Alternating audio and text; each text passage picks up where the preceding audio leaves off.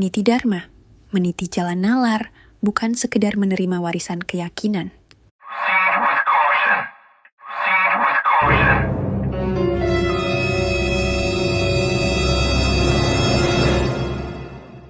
Hillsong Church, the international religious group, was once best known for its celebrity attendees.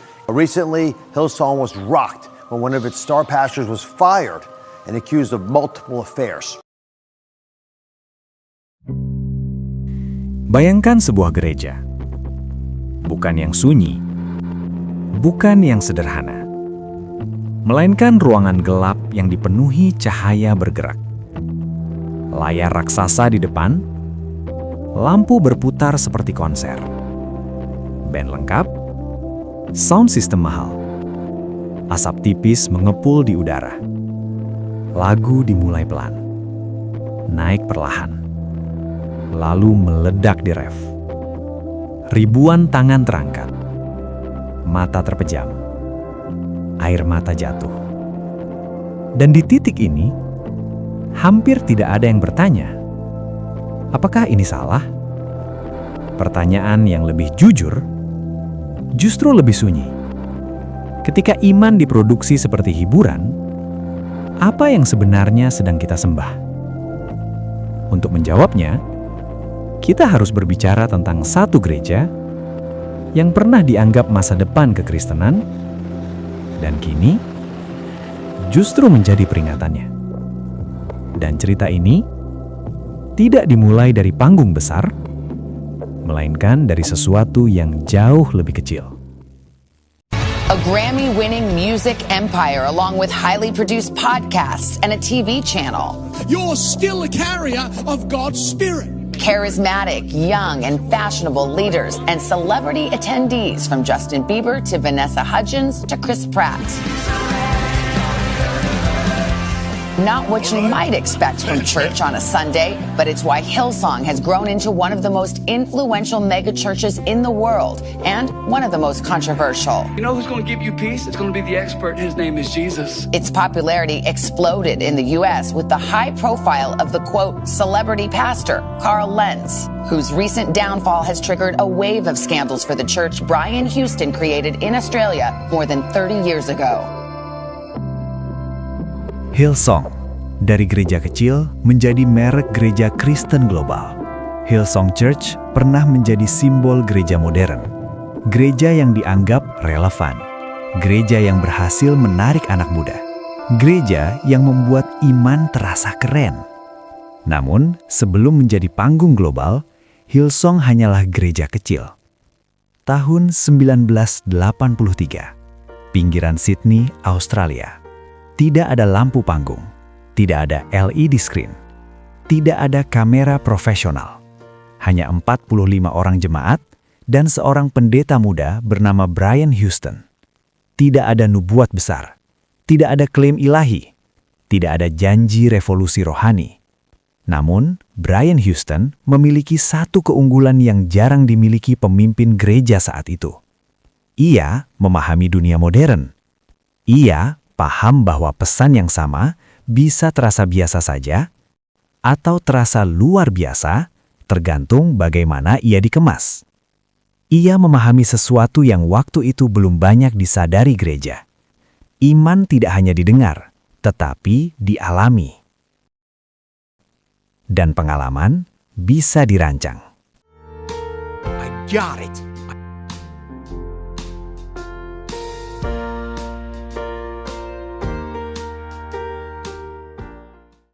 Di titik inilah Hillsong mulai berbeda. Bukan karena teologinya, bukan karena doktrinnya, tetapi karena caranya tampil. Dan perbedaan kecil ini akan membawa dampak yang jauh lebih besar daripada yang dibayangkan siapapun. Karena sebentar lagi, gereja ini akan menemukan mesin pertumbuhan yang paling kuat dalam sejarahnya.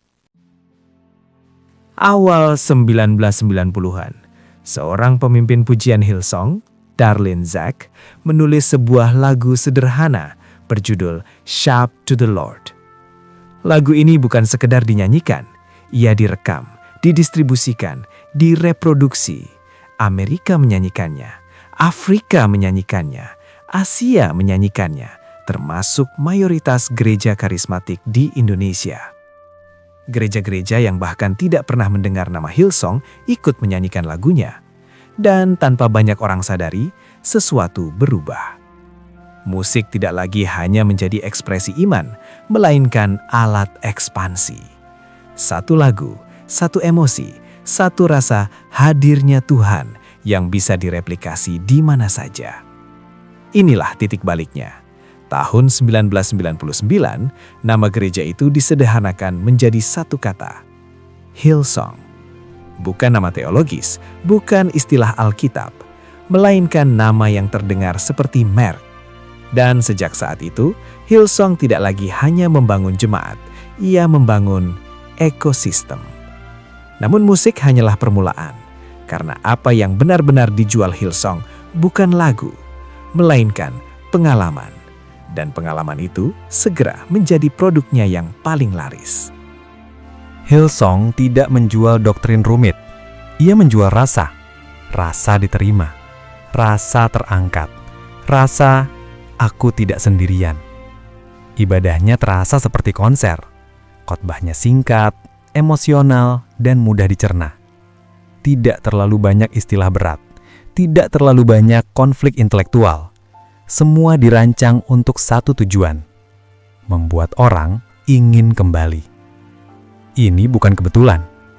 Ini desain. Dan desain ini bekerja. Menjelang 2010, Hillsong telah menjadi jaringan global. London, New York, Los Angeles, Phoenix, Dallas. Masuk ke satu kampus Hillsong, Anda tahu apa yang akan Anda dapatkan.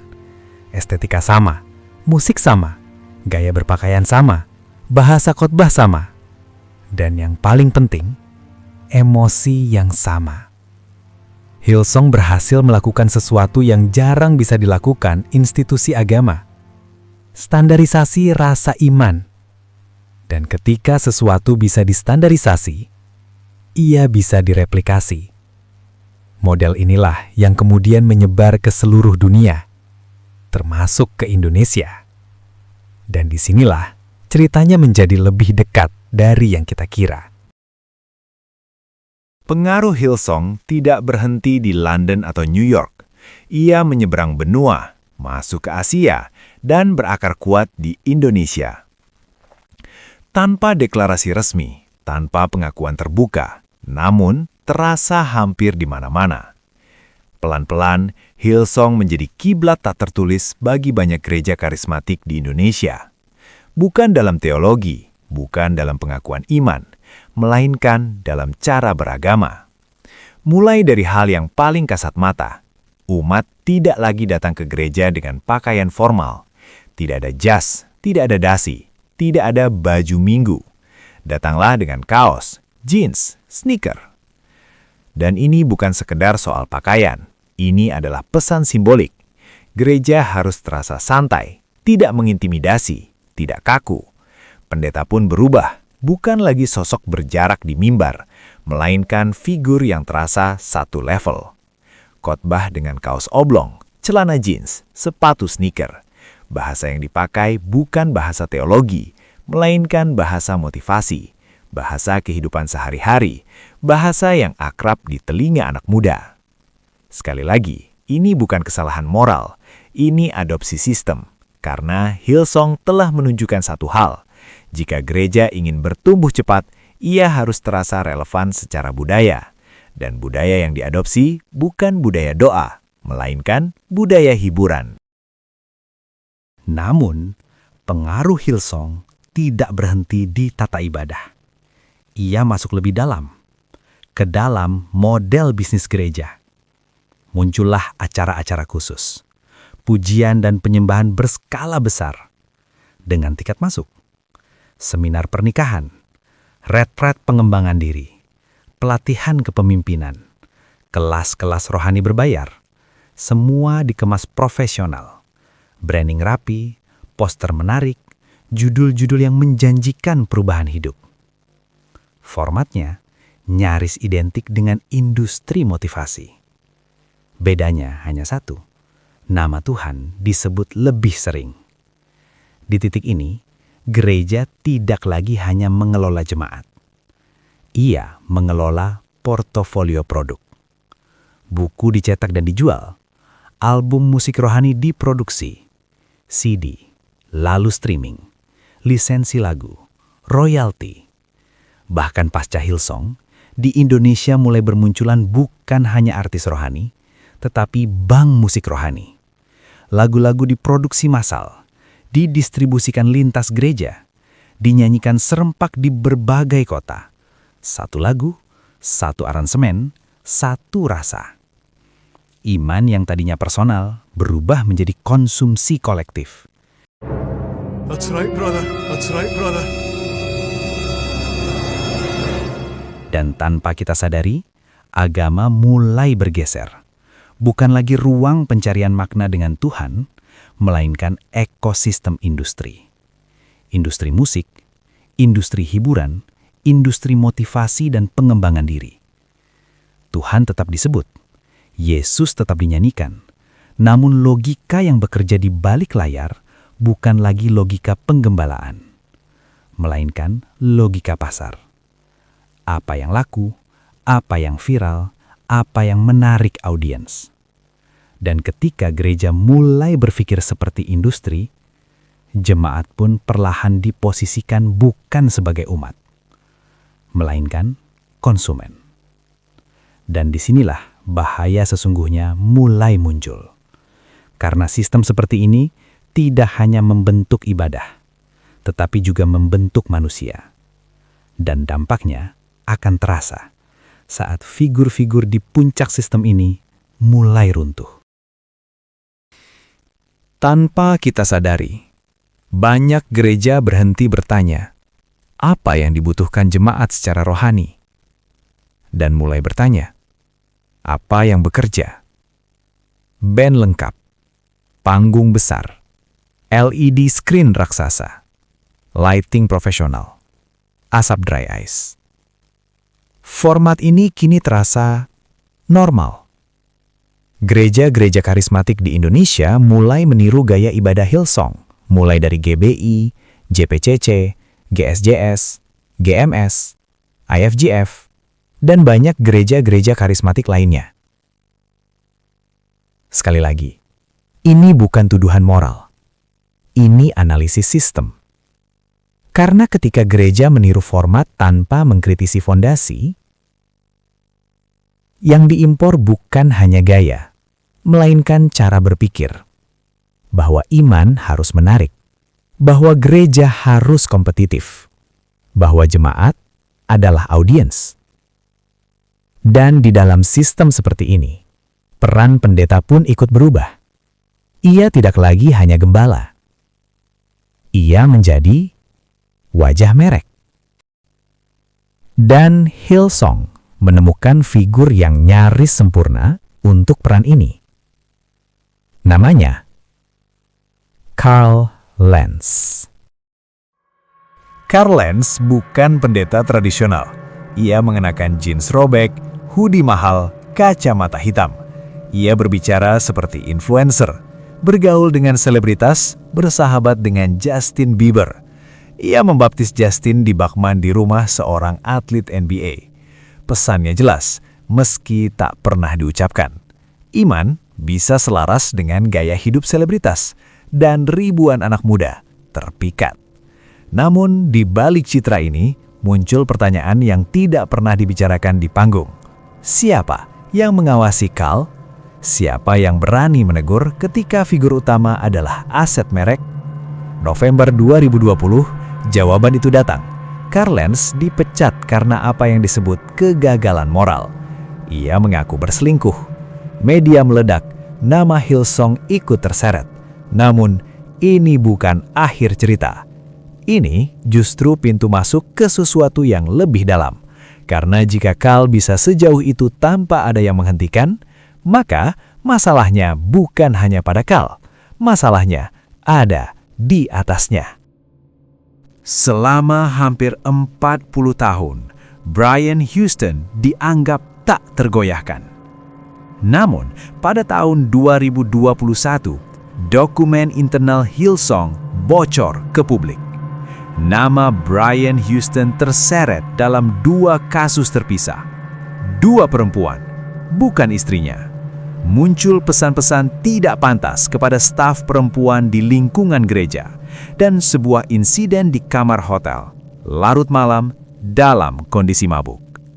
Dewan Hillsong mencoba meredamnya, skor sementara, pernyataan singkat, tanpa penjelasan utuh, tanpa transparansi. Namun kebocoran dokumen menghancurkan upaya itu. Maret 2022, Brian Houston akhirnya mengundurkan diri. Dan disinilah ceritanya menjadi jauh lebih gelap. Ayah Brian, Frank Houston, adalah seorang pendeta yang pada 1960-1970-an melakukan pelecehan terhadap anak-anak laki-laki. Brian mengetahui hal ini sejak 1999. Ia mencopot ayahnya dari pelayanan, namun memilih berhenti di sana. Tidak ada laporan ke polisi, tidak ada proses hukum, tidak ada keadilan bagi korban. Selama lebih dari 20 tahun, kasus ini ditutupi. Dan pertanyaan yang sulit dihindari pun muncul. Bagaimana mungkin seorang pendeta besar, gembala dari sebuah mega church global, mengetahui kejahatan terhadap anak, namun memilih melindungi institusi alih-alih melindungi korban? Ketika semua ini akhirnya terbuka, publik melihat apa yang selama ini tersembunyi. Institusi dijaga, nama besar diselamatkan, korban dibiarkan diam. Dan tepat di titik inilah, uang, kekuasaan, dan ilusi kesucian mulai berbicara dengan lebih lantang. Hillsong mengelola lebih dari $100 juta per tahun. Namun, sebagai lembaga agama, tidak ada kewajiban audit publik. Dokumen bocor menunjukkan perjalanan kelas 1, hotel mewah, kartu kredit gereja untuk kebutuhan pribadi. Sementara jemaat diajarkan, beri sampai sakit, tabur benih, Tuhan akan mengganti. Musik Hillsong menghasilkan jutaan dolar royalti, namun banyak yang mengalir ke perusahaan penerbitan pribadi. Lagu pujian menjadi aset, ibadah menjadi produk, iman menjadi industri. Dan ketika panggung mulai runtuh, yang tersisa adalah kerusakan yang tak terlihat.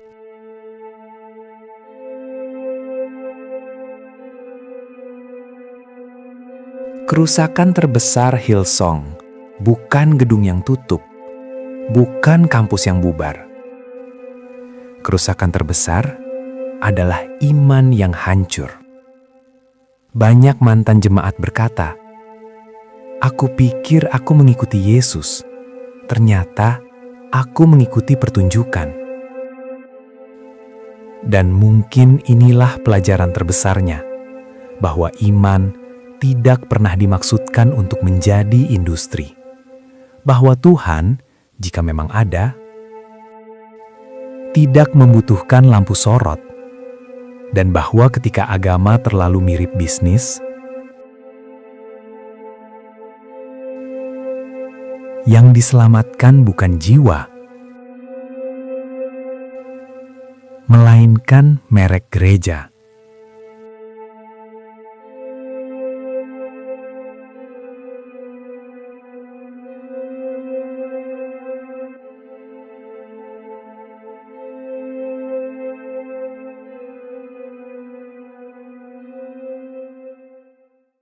Is the celebrity church, right? Bieber, Bono, Vanessa Hudgens, Kevin Durant. It wasn't just this Australian startup anymore. It was Justin Bieber's church.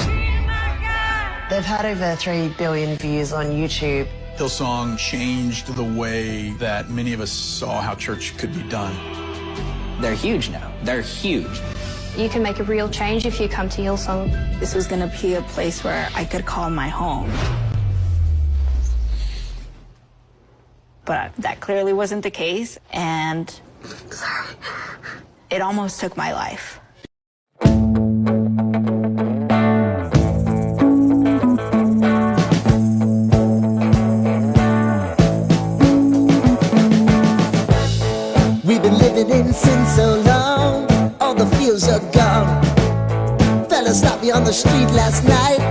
everything's alright.